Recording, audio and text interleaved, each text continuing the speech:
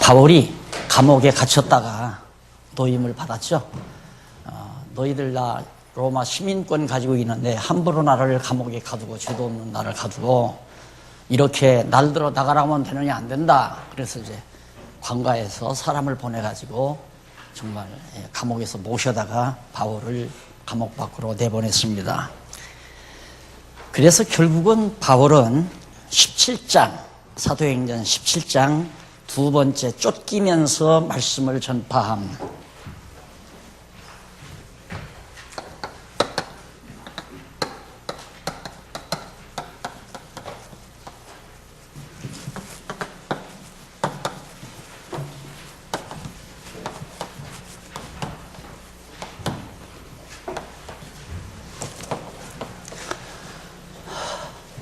바로 공간이 남아서 써놓은 것이 아니라 아주 중요하기 때문에 써놓은 겁니다. 쫓기면서. 하나님 말씀은 존경받고 대우받고 보호받으면서 전하는 것만이 아니라 그렇게도 전하게 하시죠, 하나님께서. 그러나 바울은 이리저리 지금 쫓겨다니면서 말씀을 전하는 그런 과정이 17장 내용 속에 담겨져 있습니다. 우선 1절로 9절에 보면 데살로니가로 갔어요.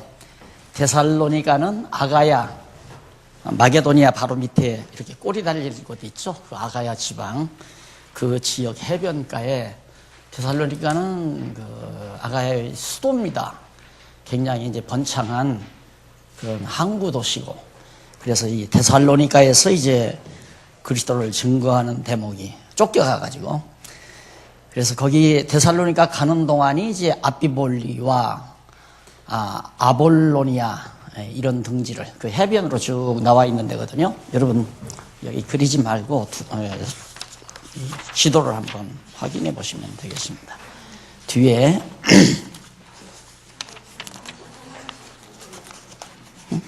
몇 페이지나요?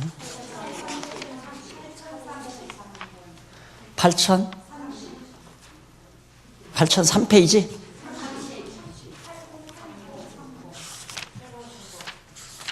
네. 8030. 네. 네아폴리 나오고, 빌립보 나오고, 그 다음 아비볼리 나오고, 그 다음 데살로니가 나오죠. 그 해변가에 쭉 나와 있습니다. 이제 데살로니가에 갔으니까 거기서 쫓겨서 이제 어디로 가겠어요? 베레아로 가겠죠? 그래서 베레아 사람들은 바울이 가서 보니까 너무 말씀을 잘 받는 거예요. 받는데 너무 신사적이고 귀부인답고, 그 이유는 바울과 실라가 말을 해도 그대로 그냥 받아 넘기는 게 아니라 정말 저 바울과 실라가 한 말이 성경대로인가, 그래서 성경을 날마다 상고하는 그 유명한 베레아 사람들이 사는 지역으로 이제 데살로니가를 거쳐서 가게 됩니다. 근데 데살로니가에 가서 바울은 증거하는 것이 간단한 것 증거예요. 아주 복잡한 것 증거하지 않습니다. 거기 한번 어디를 보면 되느냐면 뜻을 풀어 3절 보세요. 조금 2절부터 보십시다. 안 바빠도. 바울이 자기의 규례대로 저희에게로 들어가서 제 안식일에 성경을 가지고 강론했다. 바울은 가서 땅 사가지고 집부터 지은 게 아니라 가면 말씀부터 증거하죠. 근데 왜냐면 가는 곳마다 공간이 있으니까 유대인들이 가서 도망가가지고 회당을 다 지어놨어요. 유대인의 회관이죠. 유대인들의 회관. 거기에 그냥 바울이 자기는 유대인이니까 당당하게 거기에 들어가서 이제 안식일에 들어가 보니까 사람들이 모여 있잖아요. 그래서 거기서 이제 바울이 증거하는데 3절 그 뜻을 풀어 성경을 가지고 강론하며, 강론이라고 그랬죠, 여기 분명히. 성경을 강론한다는 말은 성경의 이 말이 무슨 뜻인가 뜻을 풀어주는 거예요. 그래서 그걸 의미 분석이라고 한다고 그랬죠. 의미,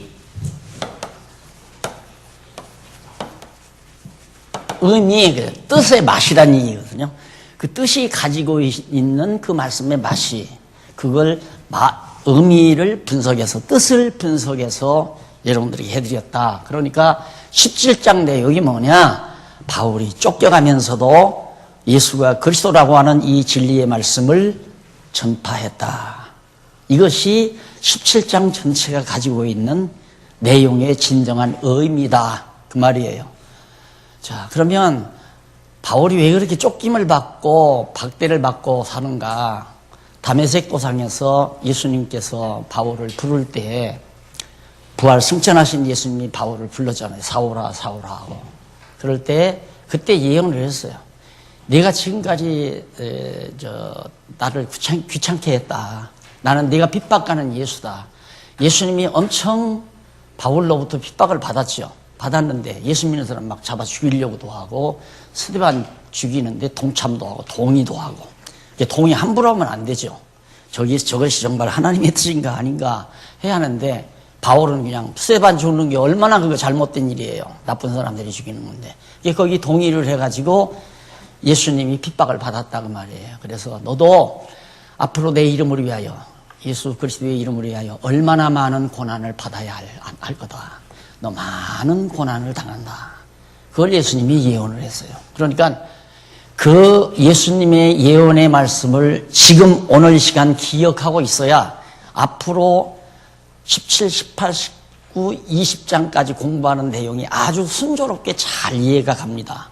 간단해요. 내용은 17, 18, 19, 20장까지 내용은 아하 예수님께서 바울을 불러가지고 네가 나를 핍박한 자다. 근데 이제부터는 내가 너를 이방 사도로 불렀는데 이방 땅에 가서 예수님 당신 자신의 이름을 예수가 그리스도라는 이름을 증거하기 위해서 얼마나 많은 핍박을 받아야 할 것인지를 너는 알고 있어야 된다. 많은 핍박을 받게 될 것이다. 근데 그 예언이 그대로 이루어지는 것이 17, 18, 19, 20장까지 계속해서 나오는 거예요. 그런데 우리는 그 안에서 일어난 사건, 거기에서 무슨 교훈을 찾으려고 하고 거기에서 무슨 특별한 내용을 얻으려고 하는 거, 그건 잘못 접근하는 거죠.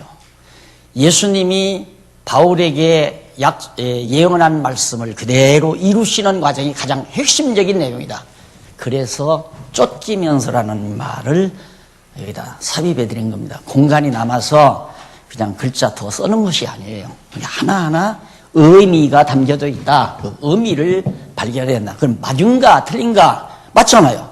데살로니가에 가서 그리스도를 증거하니까 그걸 간단해요. 성경을 가지고, 그건 구약 성경이죠. 성경을 가지고 강론하며 뜻을 풀어 그리스도가 해를 받고 죽은 자 가운데서 다시 살아나야 할 것을 증해.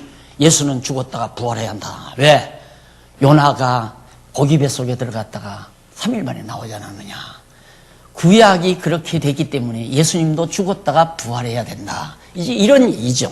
그러니까 그렇게 구약 성경을 풀어가는, 지금 여러분들이 공부하는 그 방법대로 지금 바울이 복음을 증거한 거예요.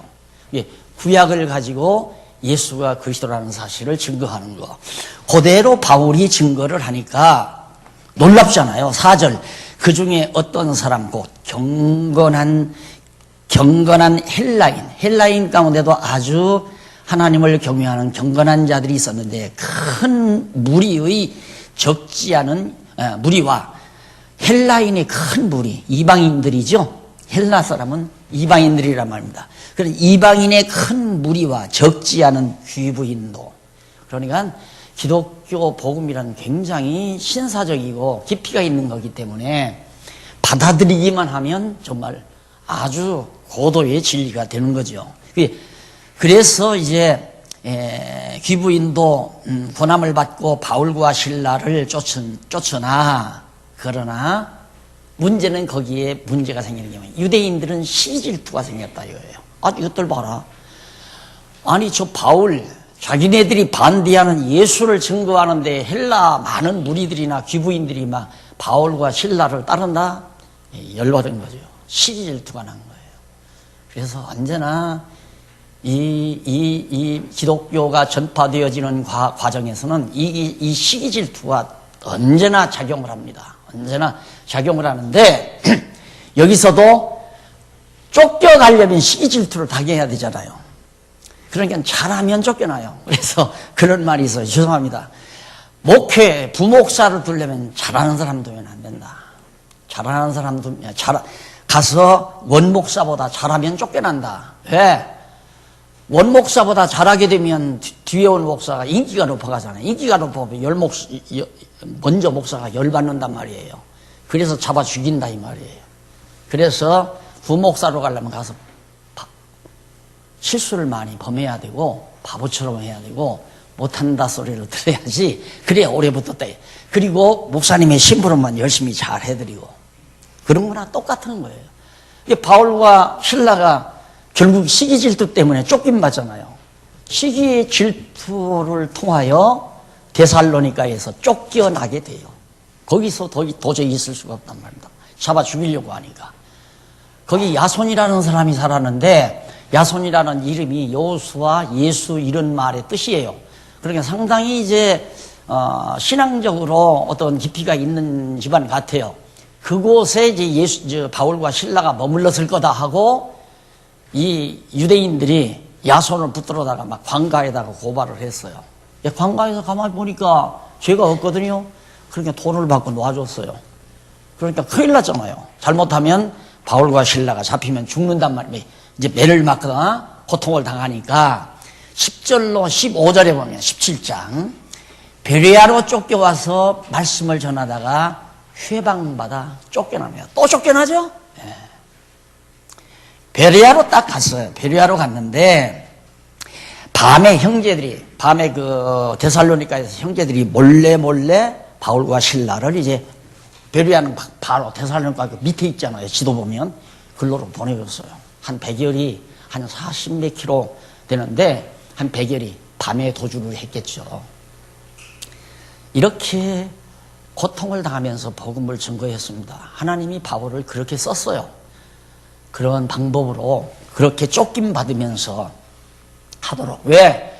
예수님이 그렇게 미리 예언해 놨기 때문에 너는 내 이름을 위하여 많은 고난을 당할 것이다. 이렇게 예수께서 바울을 불렀을 때 그렇게 예언했기 때문에 예언대로 이루어져야 예수가 그리스도라는 걸 알 수 있죠. 그러니까 바울이 데살로니가에서 쫓김받고 그다음 베레아에서 쫓김받았다. 이처럼 우리도 고난을 당하면서 복음을 증거해야 됩니다. 그럴듯하죠. 맞는 것 같잖아요. 그런 교훈을 받으면. 그게 아니에요. 핵심은 뭐냐? 진짜 바울은 예수께서 세우신 사도로구나. 예수를 그리스도라고 증거하는 진정한 사도로구나. 왜? 예수께서 예언한 대로 그대로 이루어지는 것 보니까 예수는 정말 그리스도이로구나. 이렇게 우리들이 그 의미를 파악을 해야 성경을 정확하게 보는 거란 말입니다. 그래서 여러분 성경신학이 쉬운 줄 알지만 핵심을 놓치면 성경신학인지 아닌지 분별 못해요. 바르게 방향을 정해야지.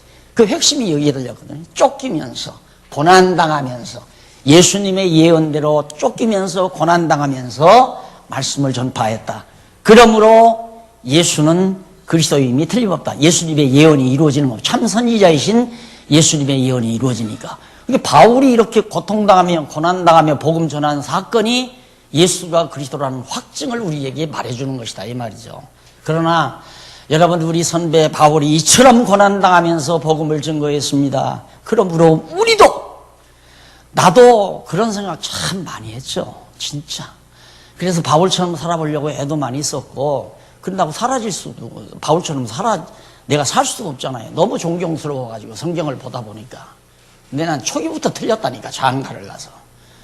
그래서 바울처럼 살 수 없거니와 나중에 알고 보니까 바울처럼 살으라고 그렇게 성경이 기록된 게 아니라 예수가 그리스도라는 사실을 우리에게 확실히 믿게 하려고 예수님의 예언대로 바울이 고난을 당하며 복음을 증거했구나. 맞죠?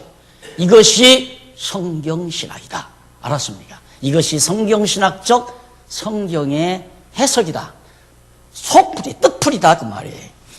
자, 그래서 베레아로 가서 이제 전했는데 거기 나오잖아요. 베레아 사람은 데살로니가 사람들보다 데살로니가 항구도 물론 베레아도 항구는 항구지만 데살로니가가 수도다 보니까 온갖 잡배들이 다 모인 거예요. 데살로니가는. 그래서 진짜 아주 야만적인 경우도 많고요. 근데 베레아 사람은 굉장히 신사적이에요. 그래가지고 바울과 실라가 와서 얘기했다고 해서 무조건 믿는 게 아니라 성경 확인했다. 그래서 내가 자꾸만 여러분들에게 성경 확인해야 됩니다. 공부해야 됩니다. 공부해야 됩니다. 지금 제가 이렇게 교재 써놨잖아요. 써놨더라도 이것이 성경대로 맞는가 안 맞는가를 확인하는 게 공부라고 그랬잖아요. 내가 쫓기면서 말씀을 전파했다. 이거 주제 내가 찾아놨잖아요. 17장에서. 그럼 이 주제가 맞는 거냐 안 맞는 거냐. 그러면 쫓기면서 복음을 증거했다는 그 내용이, 자 거기 보십시다. 돌아가서 8006페이지 8006페이지에 보면 밑에서 세 번째 줄 8006페이지 여호와 하나님께서는 다윗으로 그 소리가 온 땅에 퍼진다고 했죠. 그 다음 내 백성이 아니던 자에게 향하여 복음이 증거된다고 했어요. 그리고 너는 온 천하 다니면서 난 다니며 만민에게 복음을 증거하라고 했고 땅끝까지 이르되 증인이 되라고 했고, 이런 예수님의 말씀이 이루어졌을 뿐만 아니라 본문에 들어가서 이제 바울이 저기 보십시다. 8008페이지 중간에 보면 줄바꾼데 나오죠. 줄바꾼데 나왔는데 그 야손의 집에 가서 바울을 잡아 죽이려고 습격한 사실이 있습니다. 이게 줄바꾼데서 아래로 5번째 줄 뒷부분에 보면 왜 그렇게 바울을 죽이려고 바울이 숨어야 되고 도망가야 되는가. 그 이유는 그 말이죠. 이는 주께서 바울과 실라가 머물고 있는 것으로 생각하여 습격한 것인데, 이는 주께서 바울에게 예수 그리스도의 이름을 위해 해를 얼마나 받아야 할 것을 보인다. 얼마나 받아야 할 것을 보인다. 사도행전 9장 16절에서 언약하신 말씀이 있죠, 예수님이. 그걸 이루기 위해서 그렇다고 말이에요. 그 말은 예수가 그리스도이심을 증거하기 위해서다. 그러니까 노트를 제 정성껏 잘 해드린 거예요. 이 노트만 잘 보시면 정확하게 파악할 수 있습니다. 그러니까 젊은 분들은, 나이 드신 분들은 어렵지만은 젊은 분들은 반드시 노트를 보고 확인하고, 아하, 이 성경신학적 말씀의 핵심이 어딘가, 이 바울이 고난당하는 것, 바울이 쫓겨다니는 것마저도 예수가 그리스도이심을 증거해서 여호와 하나님의 살아계심을 확증해 주는 것이다. 그러니 성경 어디에도 하나님 여호와 살아계시다고 증거하지 않는 것이 없잖아요. 이렇게 정확하게 성경을 한 꼭지로 집중해서 풀어가야 정확한 거지. 여러분, 바울은 이처럼 고난 당하며 고생을 하며 복음을 전했는데 우리는 뭐 하고 있습니까? 왜 전도를 안 합니까? 여러분은 밥 잘 잡수고 편히 주무시고 좋은 잠자리 자시면서 그래도 마음이 편안하십니까? 되죠. 말이 되죠. 그러나 그건 절대 말이 안 되는 거예요. 말이. 그렇다고 해서 여러분 복음 전하지 말고 편히 살라고 강조하는 것도 아니에요. 각자 여러분 마음속에 주시는 소원대로 사시면 되는 거예요. 내 마음속에도 소원대로, 내가 고생할 망정 내가 필리핀 가서 선교해야 되겠다. 그 마음 생기면 나 다 버리고 가죠. 필리핀으로. 그 마음이 생기면. 그거 왜? 하나님이 나에게 그런 마음 줘서 선교하게 만들어 주시니까. 그러나 성경을 통해서 그런 식으로 성경을 풀어간다는 것은 성경들을 성도들을 성경이라는 올무에다가 이렇게 다 잡아매는 거예요. 다 올갱이로 다 잡으면 이게 잡아 끌으려고 그러게. 아니에요. 자유함이에요. 진리는 우리에게 자유를 줘요. 편안함을 줘요. 얽매이면 안 돼요. 절대. 그래서 성경에서는 오직 예수가 그리스도이심을 증거하는 대목, 그것을 여러분들이 꼭 명심해야 된다는 얘기입니다. 그래서 말씀을 받고 잘 봤는데 13절, 17장 13절, 데살로니가에 있는 유대인들이 바울이 하나님의 말씀을 베레아에서도 전하는 줄 알고, 아무래도 좀 그래야 되겠네요. 이렇게 됐죠? 그럼 데살로니가가 여기란 말입니다. 근데 베레아가 여기 아니에요.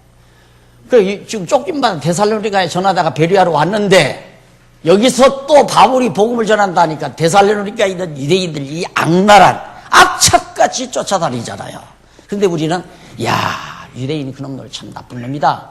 이렇게만 보지만 아니에요. 하나님께서 유대인들의 마음속에 그런 사악한 마음을 담아줘서 이리 쫓아가서 누구를 괴롭히게? 바울을 괴롭히게 하잖아요.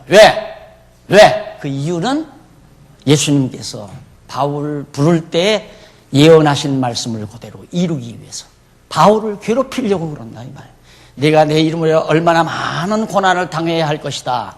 그렇게 예언한 말씀을 이루기 위해서는 여기 있는 유대인들을 사악한 마음 줘서 이리 가야 할 거 아니에요. 그러니 아유 참 불쌍하다. 유대인 나쁜 놈들이다 그러지 말고 참 유대인 불쌍하다. 어떻게 그렇게 하나님께 악하게 쓰임을 받는가.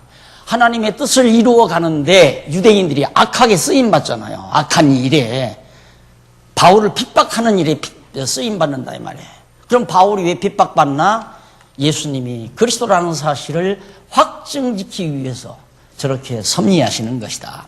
그런데 우리는 이렇게 바울이 아까도 말씀드렸지만 고난당하며 복음을 증거한 것처럼 우리들도 바울의 뒤를 따라서 고난을 참고 돈도 아끼고 덜 먹고 덜 쓰고 그러면서 복음을 위해서 증거. 그렇게 하지 말자는 얘기는 아니에요. 그 말을 또 거꾸로 알아들으면 안 돼요. 마음속에 있으면 해야죠. 하나님께서 내 마음속에 야 내가 좀 덜 입고 덜 쓰고 복음을 위해서 내가 일을 해야 되겠다는 소원이 오면 하는 거지만 이런 말씀을 빙자해서 바울이 이렇게 고생했으니까 나도 고생하면서 여러분들도 고생하면서 복음을 증거하라고 교훈하는 건 성경을 곡해해도 잘못 해석해도 보통 잘못 해석하는 것이 아니다. 이렇게 해서 결국 베레아까지 가가지고 유대인들이 또 괴롭히잖아요. 또 괴롭히니까 밤중에 베레아에 있는 형제들이 몰래 또 바울을 빼돌렸어요. 그러다 보니까 같이 있었던 디모데와 신라와 디모데는 같이 동행하지 못하고 뒤에 쳐졌어요. 그래서 일단 바울은 어디로 갔느냐면 아덴으로 갔어요. 아덴은 요 밑에 있죠. 아덴 지방 쭉 상당히 좀 거리가 멀어요. 한 150리길 아마 멀 겁니다. 그런 곳으로 이제 피신을 가가지고 도착을 해서 이제 같이 안내해 준 분들은 가면서 빨리 가서 바울과 신라도 좀 돌려보내달라. 바울과 신라, 어리지요. 바울과 신라는. 어린 디모데를 이제 같이 동행을 했는데 위험하니까 같이 못 나오고 바울만 도망 나와가지고 바울과 신라를 보내달라고 부탁을 하고서 이제 나오는 대목이 바로 16절로부터 21절까지 거기 소개되고 있습니다. 그런데 바울이 아덴에서 저희를 기다리다가 누구를 기다리면 디모데와 신라를 기다렸어요. 동행자를 기다리다가 온 성에 우상이 가득해요. 아덴이라는 이 도성에는 우상이 그렇게 많아요. 여러분들 왜 여행 채널을 보면 그 오지 같은데 미기한 나라일수록 거리마다 신당이 있잖아요. 거리마다 우상이 있고 특히 중국 오지 같은 데는 막 거리가 빼각 쳐 있잖아요. 조금 가면 또 있고 조금 가면 또 있고. 아덴이라는 곳이 그런 곳이었단 말이에요. 얼마나 바울이 안타까워요. 그래서 거기서 이제 아덴이 복음을 증거하는 겁니다. 그러다 보니까 거기서 이제 싸움이 붙었어요. 누구하고? 철학자들하고. 이 철학자들이라는 것은 사실 궤변가들이에요. 궤변가. 그때 당시만 해도. 지금은 철학하면 상당히 지성인들로 그렇게 따지지만은 그 당시에는 궤변가나 다름없는 철학. 물론 지금 철학도 궤변이지만은 더 무식한 시대니까 그런 사람들하고 막 논쟁이 붙고 변론이 벌어지고 그래서 결국 그러다가 바울이 결국 기회를 얻습니다. 야, 너 들어보니까 이상한 소리 한다. 새로운 이상한 소리를 한다 이 말이에요. 그러다 보니까 야, 한번 들어보자. 생전 듣지 못하던 얘기를 들었으니까 한번 들어보자 하고 또 이제 초대를 했는데 그게 어디냐면 바로 17장 22절로 34절에 나타나는 아덴 사람들에게 창조주신과 부활에 대한 복음을 증거하는 내용이 바로 거기에 나옵니다. 아레오바고라는 데가 있죠. 아마 그쪽 그리스 여행 저하고 동행한 분들은 바울이 그 아레오바고라고 하는 그 광장에서 바위 위에 서가지고 조금 높은 바위 위에 서서 거기서 이 설교를 했다는 그런 장소를 아마 보고 오셨을 거예요. 소크라테스가 죽어가지고 감옥에 갇힌 감옥이 가까운 곳에 있었죠. 거기서 바울이 증거한 겁니다. 그래서 야, 너희들 알지 못하는 신 그렇게 섬기면 어떡하냐. 신당마다 알지 못하는 신에게 해가지고 알지도 못하는 신에게 정성을 들이고 제사를 드리고 난리를 치니까 야, 너희들 알지 못하는 신을 내가 알게 해야겠다. 우주와 만물을 창조하신 신께서는 무엇이 부족해서 인간들로 하던 섬김을 받거나 인간들의 손으로 지은 그런 전에 계시지 않는다. 하늘과 땅에 충만한 하나님이 어떻게 인간의 손으로 만든 집에 거하느냐. 오늘 한국이랑 똑같죠. 신당방 다 만들어 놓아요. 예배당이 소위 교회당이라고 하는 걸 전부 신당방 만들다시피 만들잖아요. 그 신이 계시다 이거예요. 신이. 근데 조금 돈 잘 들여서 대리석으로 지었을 것 뿐이지 사고방식은 똑같아요. 자기네들이 연구해서 정성스럽게 지어놓은 그 예배당이 전부가 다 하나님이 와서 앉아 계시는 곳으로 그렇게 착각한단 말입니다. 그래가지고 하나님이 계신 옆자리에 자기가 떡 앉았으니까 얼마나 높은 분이에요, 목사들이. 그래서 성도들은 자연스럽게 목사를 존경하고 따르고 목사에게 인정받으면 천국은 맡아놓을 것 같고 목사에게 인정받으면 믿음이 좋은 것 같고 이렇게 자연스럽게 다 가다듬어지잖아요. 그러다 보니까 목사님들이 결국 다 교회를 장악해버리고 결국 목사가 교회 재산을 다 갈취해버리고 그러고 사는 게 지금 한국교회 상황이라고 합니다. 아덴도 무지해서 그렇게 돼 있다. 그러니까 바로 바울이 이 설교하면서 하나님은 우주와 만물을 창조했다. 근데 어떻게 인간이 지은 집에 거하느냐. 그리고 인간들이 하나님 뭘 가지고 섬기느냐. 그 돈 몇 푼 내놨다고? 그래 짐승 잡아서 고기 드리면 하나님이 먹겠느냐. 인간의 손으로 뭘 섬김받는 게 아니라 도리어 인간에게 만물과 생명과 호흡을 거저 공짜로 주신다. 우리가 섬겨야 될 진짜 하나님은. 그러면서 우리는 하나님을 힘입어 살기도 하고 존재하기도 하고 운동하기도 한다. 움직이기도 한다. 하나님을 힘입지 않고는 살 수도 없고 이렇게 존재할 수도 없고 움직일 수도 없다. 이런 설교를 아덴에서 22장부터 34장까지 쭉 그렇게 설교를 한 내용이 거기 나옵니다. 그리고 18장 1절로 17절 넘어갑니다. 18장 1절로 17절 넘어가고 거기는 고린도의 교회를 설립함.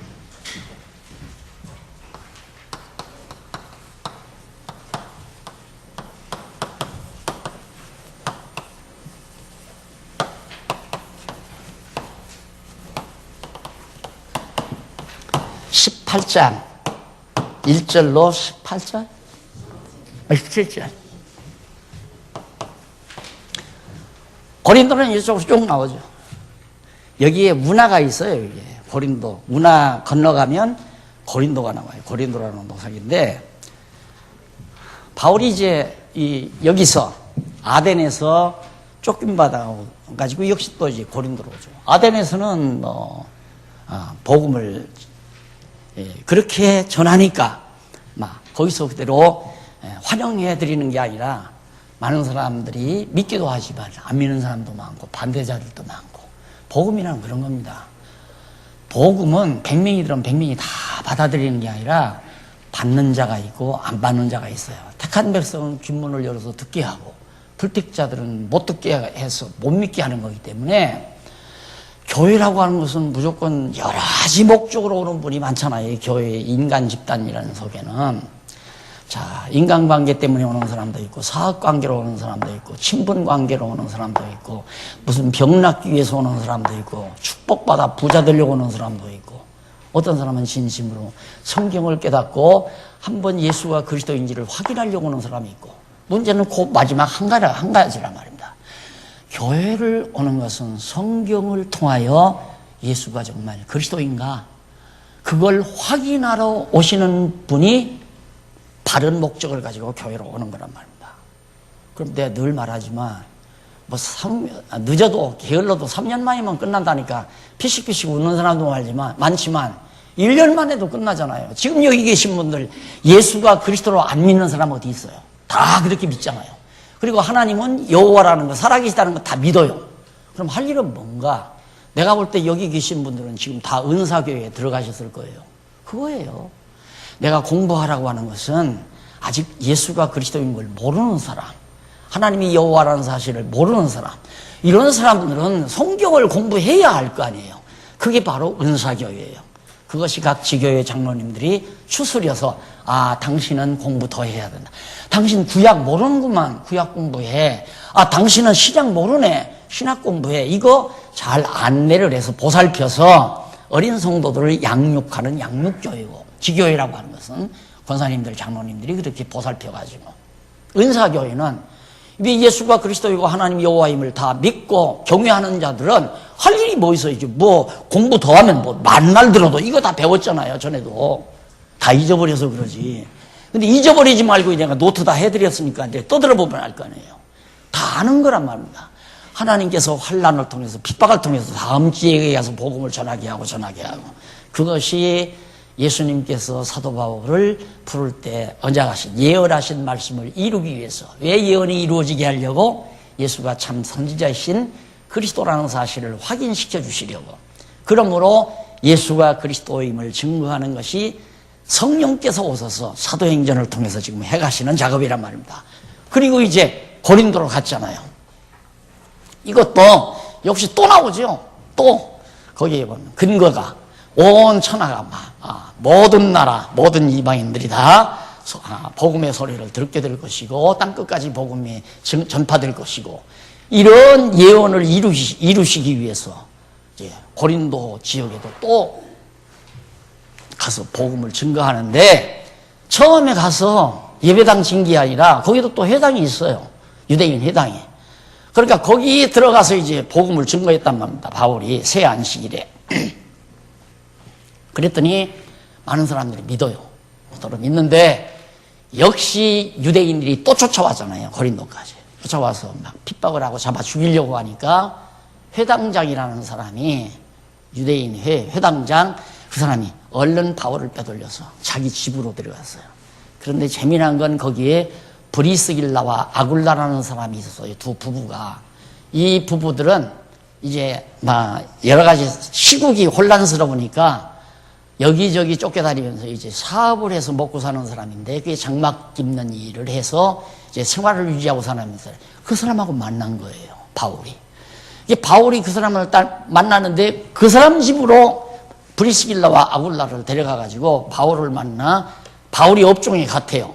그 유대인들은 어려서 딱 태어나면 밥 먹을 수 있는 준비를 다 시킨답니다. 얼마나 지혜로운 사람입니까?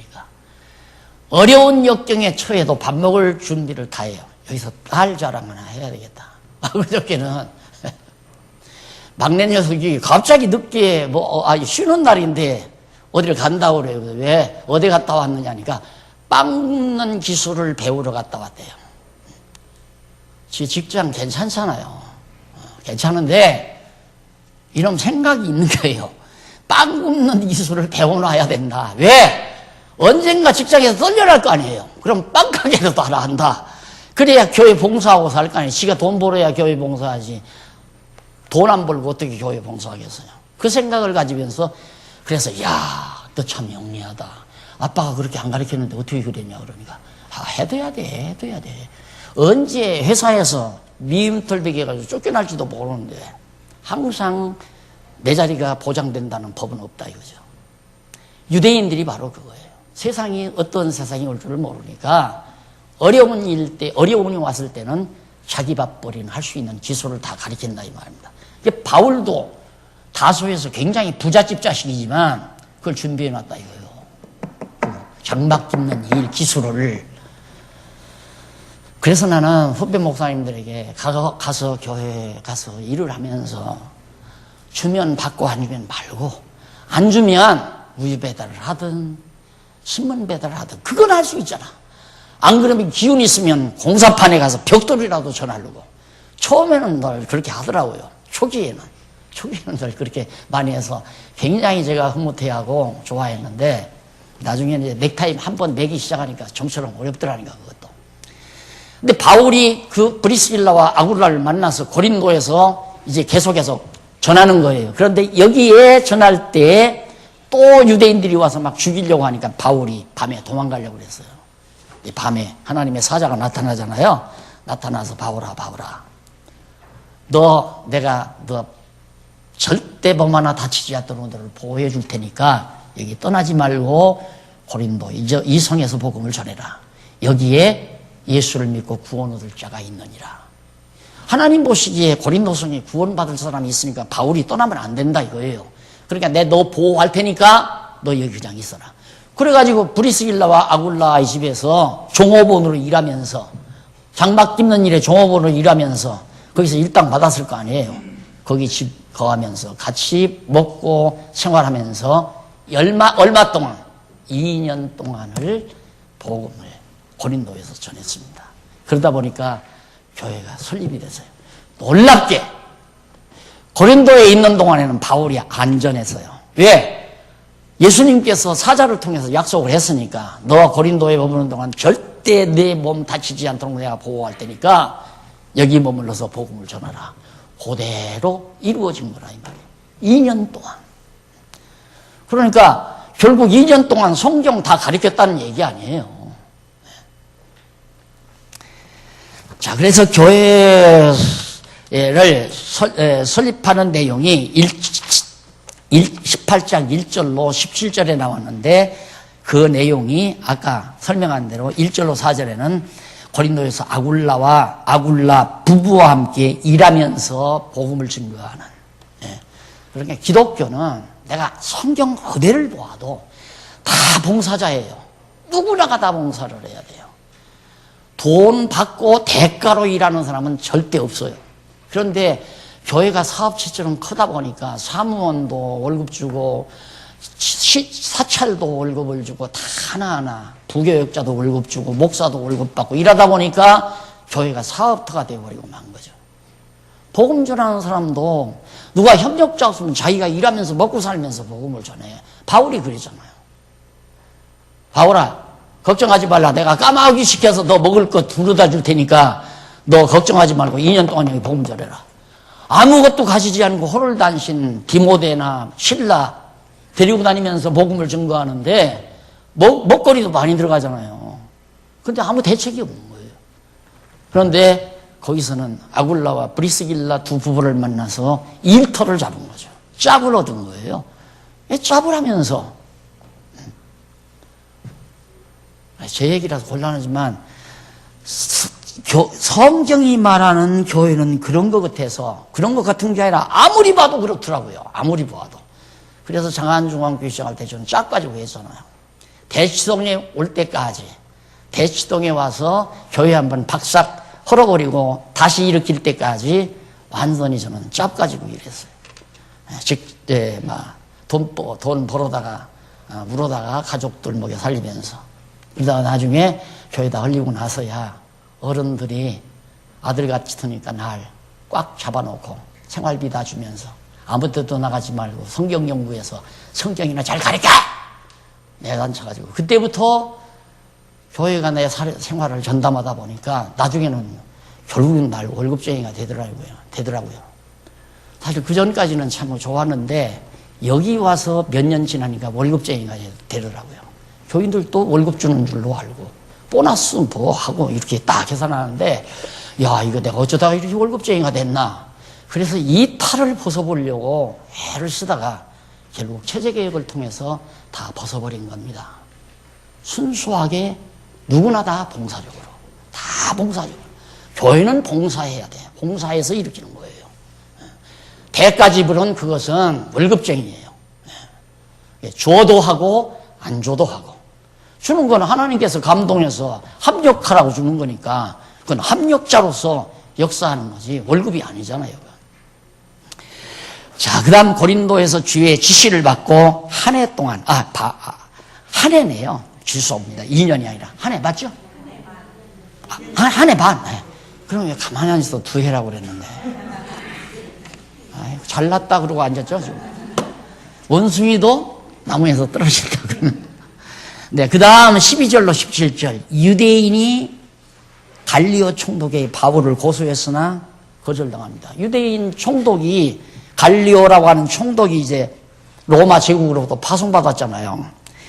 그러니까 갔다가 유대인들이 바울을 거기다가 고소한 거예요. 그 가만히 들어보니까 로마 제국과는 아무 관계가 없는 거예요. 아무 관계가 없고 알아보니까 그들의 말과 뭐 거기 나오죠. 저기 한번 보십시다. 제일 밑에 19페이지 제일 아래죠. 거기 보면 밑에서 두 번째 줄 앞에 보면 부정한 일이나 괴악한 행동은 로마 법에 따른 범법 행위나 미풍양속을 해치는 행위를 말한다. 그리고 언어와 명칭과 너희 법. 그러니까 그 총독이 뭐라고 하냐면 부정한 일이나 괴악한 행동을 한 것도 없다. 내가 보니까 바울이 절대 부정한 일도 안 했고 괴악한 행동도 한 일이 없다. 다만 알고 보니까 언어와 제일 끝에 나오죠. 언어와 명칭과 너희 법에 관한 일로 내가 생각한다 그랬는데 언어와 명칭과 법이라는 말이 뭐냐면 이거 꼭 기억해 두는 게 좋아요. 거기가 묘한 거니까 뭐 언어와 명칭과 너희 법이 뭔가. 근데 언어란 말은 교리를 말해요. 말씀, 하나님의 말씀. 그 교리, 너희 종교의 교리. 거기 바로 나오죠. 두 번째 줄 20페이지 위에서 두 번째 줄 중간에 교리나 그 다음 이름이나 예수 이름 그리스도를 증거한다 해서 너희들이 터집 잡는다 이 말이에요. 명칭이나가 아니라 이름이나 예수님의 이름이나 그 다음 너희 법, 율법 아니에요. 그런 문제라는 뜻으로 우리가 그래서 종교 문제다. 나는 너희들의 종교 문제에 대해 터치 안 한다. 그래서 로마 제국의 총독이 바울을 정죄하냐 곧 내줬습니다. 자, 그러니까 하나님께서 바울아 걱정하지 말고 고린도에 예수 믿고 구원 얻을 자 있으니 여기서 전해라. 내가 너 보호하겠다. 보호해줬어요, 안 해줬어요? 총독이 보호해줬죠. 그런 부분을 보아야 성경신학자다 이 말이에요. 왜 총독이 왜 이렇게 놔줬나? 야, 이 총독 정말 좋은 사람이로구나. 우리는 그 말을 딱 들으면 성경 보면 이 총독은 참 좋은 사람이네. 그 사람이 좋은 사람이 아니라 하나님께서 총독의 마음속에 바울을 해칠 마음을 담아주지 않은 거예요. 왜? 하나님께서 바울에게 약속했으니까 너 절대 몸 다치지 않게 보호해주마. 약속대로 바울이 고린도에서 보호를 받잖아요. 야, 진짜 예수는 그리스도다. 맞죠? 예? 성경을 그런 방향으로 봐나가야 정확하게 보는 것이다. 그 다음 18장 18절로부터 자, 3까지는 봤고요. 그 다음 3번 큰 3번입니다. 제가 양쪽 가로 교회 설립 후에 순회 방문. 예?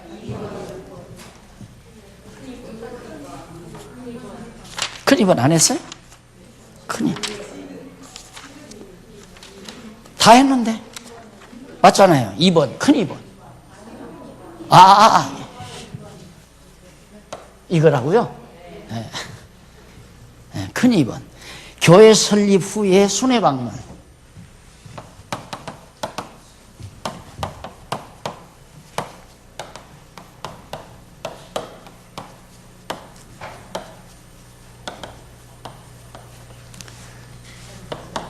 (18장 18절로부터) 그죠? 18장 18절로부터 21장 17절까지.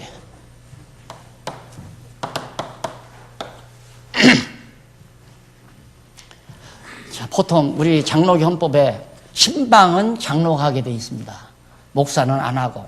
근데 이제 그런 것으로 법을 만들어 놨는데, 그런데 사실은 목사라는 말은 거의 없는 거거든요. 성경에 목사라는 말은 없어요. 다 장로예요. 장로라는 표현을 조금씩 달리한 것 뿐이지, 목사와 장로의 격차가 이렇게 하늘 땅처럼 이렇게 하나는 섬기는 자고, 장로는 목사 섬기는 자고, 목사는 장로의 섬김받는 자고, 그런 제도는 성경 어디를 찾아봐도 없어요. 그건 없단 말입니다. 그런데 그게 자연스럽게 오랜 전통 속에서 그게 만들어져 가지고, 내가 교육전사로 있을 때 아버지가 장로고 그 아버지가 돈 많으니까 아들한테 교회를 하나 세워줬어요. 저 남창동에다가, 남산빈대 남창동에다가 큰 외산집, 일본 사람들이 하던 큰 집을 하나 사서 옥상에다가 한 70평 강당을 만들어서 교회를 만들어줬는데, 며느리가 아버님, 목사님한테 존댓말을 쓰세요. 그러니까 자기 남편에게 며느리가 아버지한테, 시아버지한테, 아버님, 아드님 목사님한테 존댓말을 쓰세요. 교인들에게 덕이 안 돼요. 와, 나 죽는 줄 알았어요. 저걸 어떻게 며느리라고 저걸. 그래요, 교회라고 하는 것이. 그러니까 이걸 헐어버리려고 생각하다 보니까 내가 힘이 붙이잖아요. 인간적인 힘은 붙이지만 말씀의 힘은 있잖아요. 아니에요. 그러다 보니까 이 교회가 다 인간 집단이 돼버리고 마는 거예요. 그래서 목사는 신방하는 게 아니라 장로가 신방하는 거다. 그래가지고 목사가 신방을 안 하다 보니까 장로님들이 전부 교인들을 다 끌어안아 버리거든. 그러다 보니까 목사가 나중에는 이제 자기 설 자리가 없어지는 거예요. 그러다 보니까 완전히 목사 없이는 신방 안 한다. 안 된다.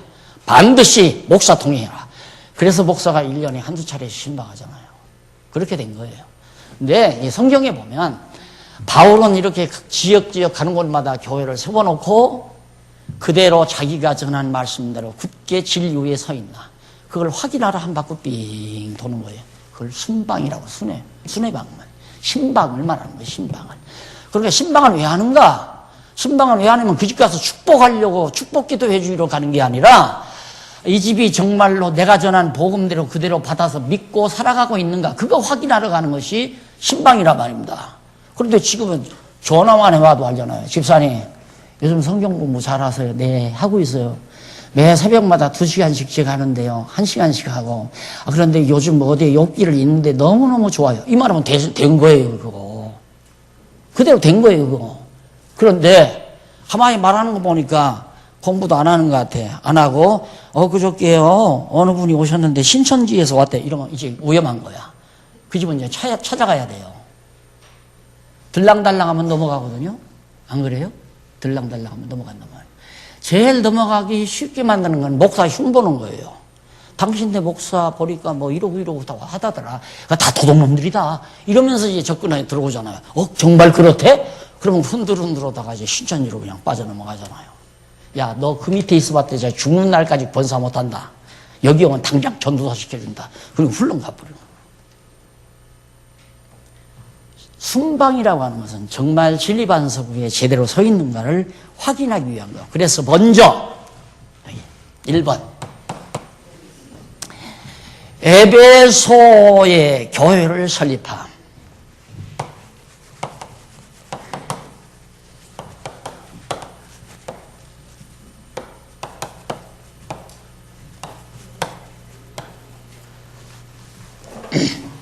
이걸 뭘 그냥 책에 있는데 뭘 그렇게 쓰느냐. 그런 분들도 많더라고요. 뭐 때문에 글솜씨 자랑 하려고 하나. 그거 아니에요. 너무 중요하니까. 18장 18절로부터 19장 22절. 19장 22절. 18장 18절로부터. 이게 왜 그렇게 중요한가? 자, 예수님이 살아계실 때 내가 교회를 세우겠다. 성령을 보내서 교회를 세우겠다. 베드로에게도 약속했고. 교회 서지죠? 그리고 땅끝까지 이르되 증인이 돼서 복음을 증거해가지고. 자, 고린도도 이방 땅이에요. 에베소도 이방 땅이고. 이게 에베소 교회 세웠으니까 우리도 교회를 세워야 된다. 그게 아니에요. 그게 아니고, 야, 진짜 성령이 오시더니만 이방 땅에 복음이 증거돼서 교회가 설립되네. 그리스도의 몸 된 교회가 설립되네. 야, 진짜 예수는 그리스도로구나. 그걸 증거하는 거예요. 에베소에 교회가 설립됐다. 그러니 우리들도 교회를 세우자. 그런 교훈을 주기 위한 게 아니다 이 말이에요. 예수님의 예언이 이루어져서 예수가 그리스도라는 사실을 확인시키기 위한 것이다. 차 한 잔 드시고 들어오시면 좋겠습니다.